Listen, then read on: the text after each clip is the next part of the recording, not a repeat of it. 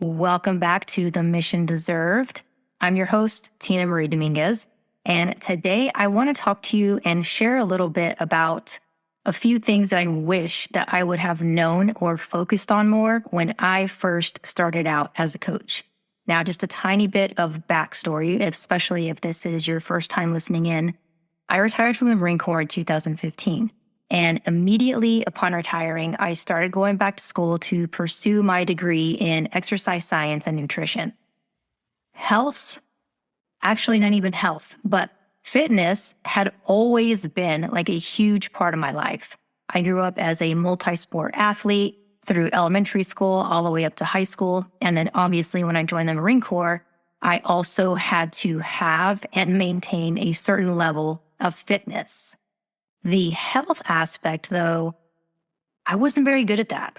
I was not very healthy now that I look back thinking about all of the things that I did. And it wasn't because I wasn't trying. It was because I didn't know any better. So before I knew any better, I associated health and fitness with just working out, being quote unquote fit, and maintaining a certain weight. That's what I thought being fit and healthy was. And I thought that even if that meant popping fat-burning pills 24/7. So maintaining a certain weight was of the utmost importance, especially throughout my Marine Corps career. And as long as I did that, everything else didn't really matter. So I had it kind of twisted, right? I was associating being healthy and fit with just having a certain weight. And like I said, I was popping fat burners like they were candy. I did not know any better. But I digress. Let me kind of move away from that because this isn't what this episode is about. But I wanted to kind of share just that little bit of a backstory with you because when I did first start out as a coach after I retired, I knew that I wanted to help people. And of course, I wanted to make some money, right? We get into this because we want to help people, but we're also trying to build a business.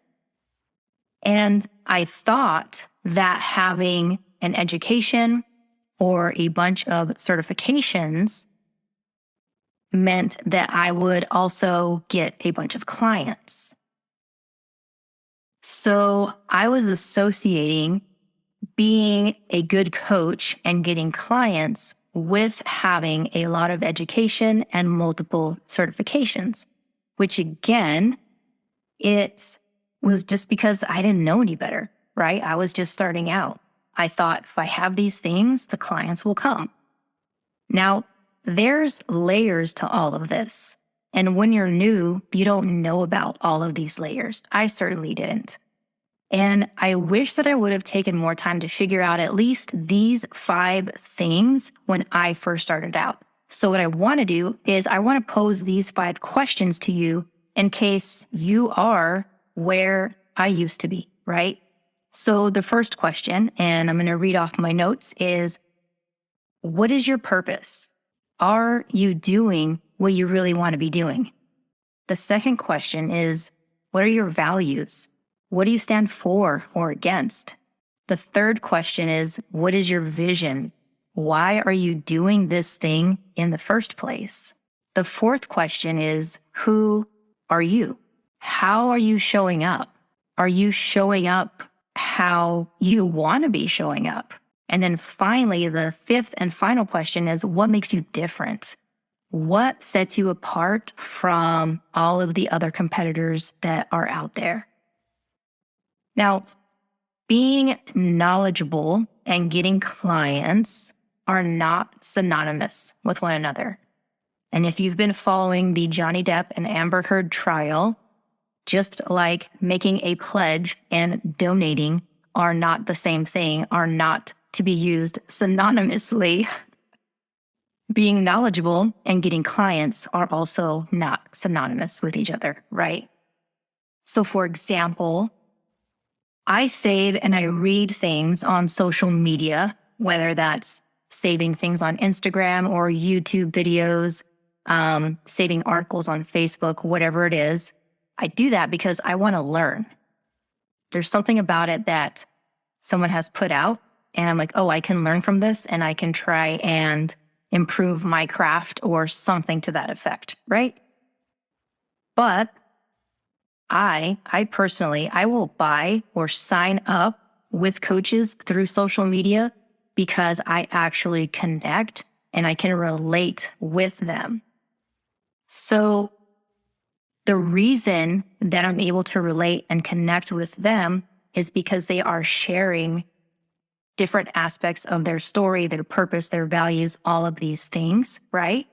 So that's why I gave you those 5 questions to ask yourself, because I want you to start figuring out your layers, right? Start figuring out your layers by answering those questions, and then start sharing some of the answers that you come up with. Let people have the opportunity to connect and relate with you. And I kind of want to end it on this analogy, if you will. And it's that, I get it that we all want to have this dream house. We either want to buy the dream house or we want to build the dream house, right?